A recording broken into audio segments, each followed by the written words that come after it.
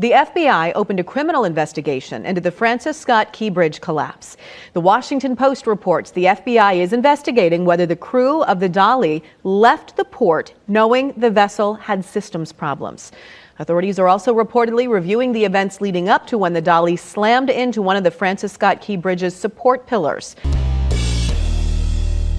How's everybody doing? My name is Anthony Brian Logan, and today we got to talk about the FBI opening a criminal investigation into the Francis Scott Key Bridge collapse in Baltimore, Maryland. Now, most of us saw what happened. We saw the Dolly, the gigantic container ship, strike the Francis Scott Key Bridge and the bridge collapse. We all saw that, but do we know exactly what happened? Do we know why it happened? There's a lot of conspiracies. Some of you guys said that it was deliberate, that it was a terror attack, that it was a cyber attack. I mean, that's possible. That's definitely a thing that could be the case. But there also could have been some issues before the ship got in the water, before the ship approached the Francis Scott Key Bridge. Maybe there were some structural issues with the ship. Maybe there were some navigational issues. Maybe there were some mechanical problems before any of this took place. And if the operators of the ship knew that, then there could be some problems. Now, I'm not really sure who will be held accountable. We're talking about these big ships. There's a lot of different jurisdictions involved. You got this country responsible for this and that country responsible for that. So I'm not really sure who will be held accountable, but I think somebody will eventually. Now, before I go any further, let's get into a news clip. There's also an article that I can get into for you guys. And of course, I will link to everything in the box. But without further ado, let's go ahead and roll it. The FBI has opened a criminal investigation into the collapse of Baltimore's Francis Scott Key Bridge. Federal officials want to know if the crew was aware that the cargo ship that rammed the bridge last month had been malfunctioning before it left port. Mayday calls before the crash said that the ship had lost power. 6 road workers on the bridge were killed, and a 4th body was recovered yesterday. So I want to bring in Nicole Skanga now. She's following the investigation for us from Washington. So let's just start off with, Nicole, what more do we know about this? Yeah, Anne-Marie, authorities at the scene of the Francis Scott Key Bridge wreckage recovered the body of another missing victim yesterday. And at the request of the family, authorities are not releasing that victim's name at this time. But we know, of course, 6 are presumed dead, all construction workers who were filling potholes on the bridge when it went down. Now, yesterday's discovery brings... I just want to pause right here before we can continue. It's unfortunate that the men who died lost their life, and may they rest in peace and prayers out to the family, but it could have been a lot worse. The crew of the ship did send out a mayday, and that enabled the law enforcement to stop traffic. So there wasn't as many on the bridge as there could have been. The total to 4 bodies recovered so far, 2 more unaccounted for. And this week, we're also learning the FBI has opened an investigation that will evaluate, as you mentioned, in part, whether any crew members knew the vessel had systems problems prior to leaving the port, according to U.S. officials familiar with the matter. Now, that investigation is in conjunction with the U.S. Attorney's Office in Maryland, other agencies like the U.S. Coast Guard, which is leading the response efforts. Look at this. Look at the scale of this. You see how big that ship is compared to the bridge? I mean, it's a crazy thing to see. And then you see some of the smaller boats in the water compared to this big ship. It's out of this world.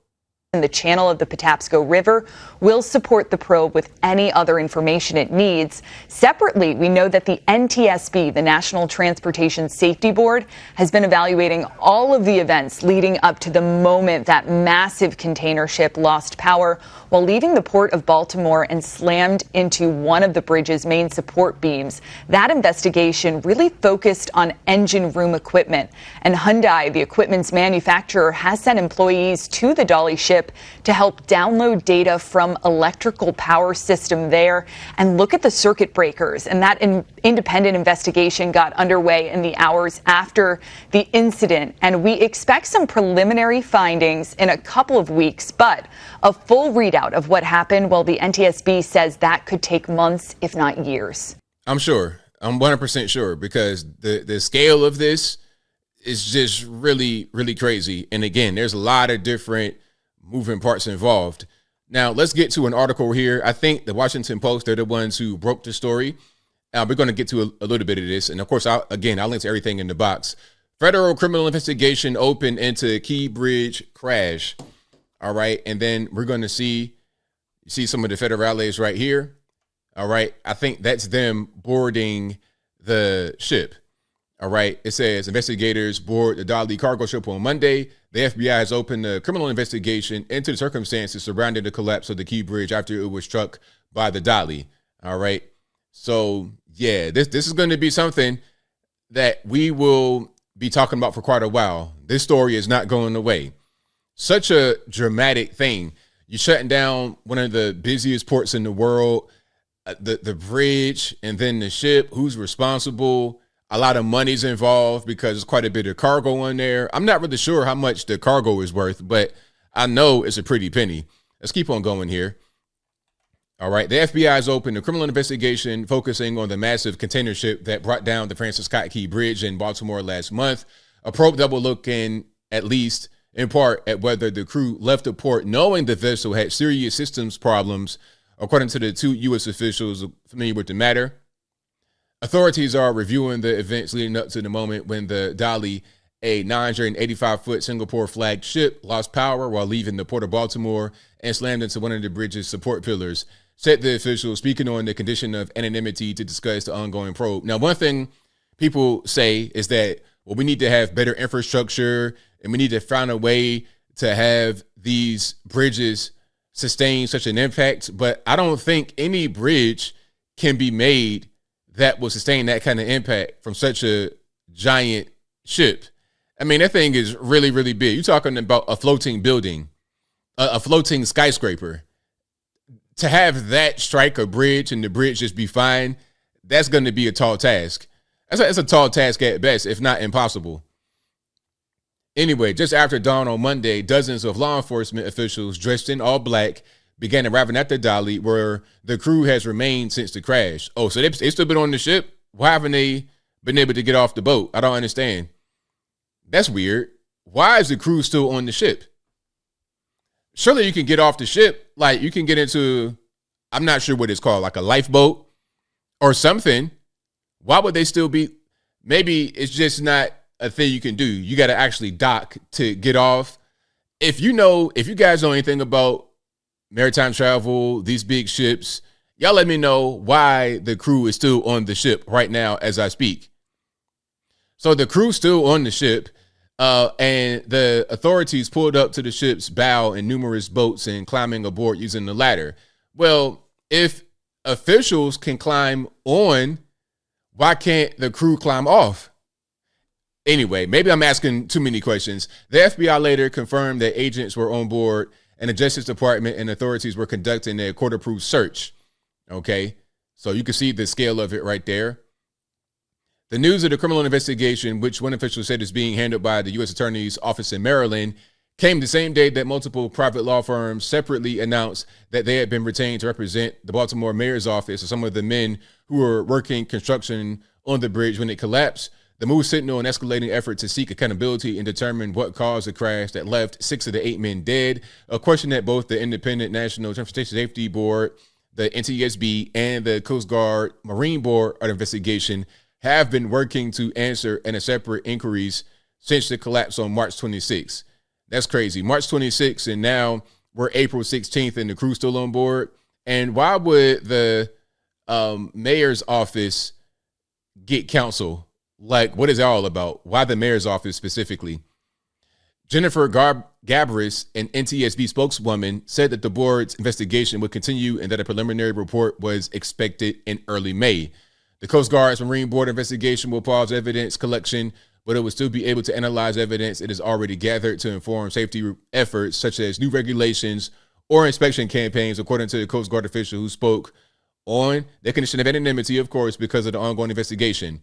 Now, I think this is video of the federales getting on board, and sorry for the shaky camera. All right, that's not it is what it is. But you can see them getting on board. Now, again, if they're able to get on board like this, then why can't the crew get off? Why is the crew still on board? Maybe we're dealing with non-U.S. citizens and they can't get off board. I don't really know how that works. But anyway, And you can see it says officials boarded the Dali cargo ship on April 15th in the Patapsco River as the FBI opened an investigation into the collapse of the Francis Scott Key Bridge. An attorney representing Grace Ocean Private Ltd., which owns the Dali, and Synergy Marine PTE Ltd., the ship's manager, did not respond to a request for comment. See, we got different companies, Grace Ocean Private owning it, and then another company to manage it. It's a whole lot going on. I'll get to this last piece right here. Then I wrap it on up, put the bow on top. President Biden and Maryland Governor Wes Moore, both Democrats, of course, have both previously said that they intend to hold accountable any parties deemed potentially liable for the destruction of the bridge, but they have yet to announce any legal action. Baltimore Mayor Brandon M. Scott said the city has hired DeCello Levitt and Sauls Mungaluzzi Bendetsky trial lawyers to work with the city's own legal team to take decisive action against the owner, charter, operator, and manufacturer of the Dali and any other potentially liable third parties. This is going to be a mess for years in the court system because of all the money involved. That's the long and short. I mean, rest in peace to the men who died, and prayers out to the family. But the bigger issue here is going to be the money, because how much cargo was on board, all right, and how much money was lost or is being lost because of the road not operating, of the port being closed down. There's a lot of money and a lot of finger pointing. Oh, blame them and blame them. Talk to them, talk to them. So the lawyers will probably cut through all the malarkey to a certain extent, but at the same time, they probably extend it because it's how they get paid as well. The federales being on board, trying to assign a criminal liability.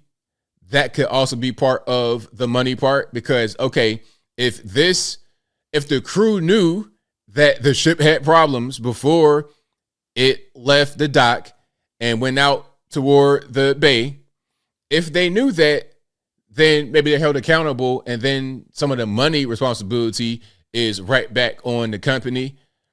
That's going to be a long thing. We're not going to see the end of this for, in my humble opinion, some years.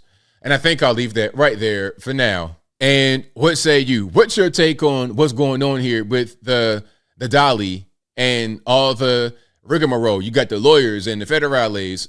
Whatever your thoughts are, let me know in the comments below. You guys may or may not know where I'm at. I think that this is going to take a long time. It's going to take years to get down to the bottom of it. And I think once they do get down to the bottom of it, they'll discover that this was, how can I say, this was probably a negligent thing. Somebody did something. Somebody missed something. And that might be what's going on. All right. And then we're going to figure out who's responsible, who's going to pay all this money. All right. There's a lot of different finger pointing, insurance companies, this company, that company, this country, that country.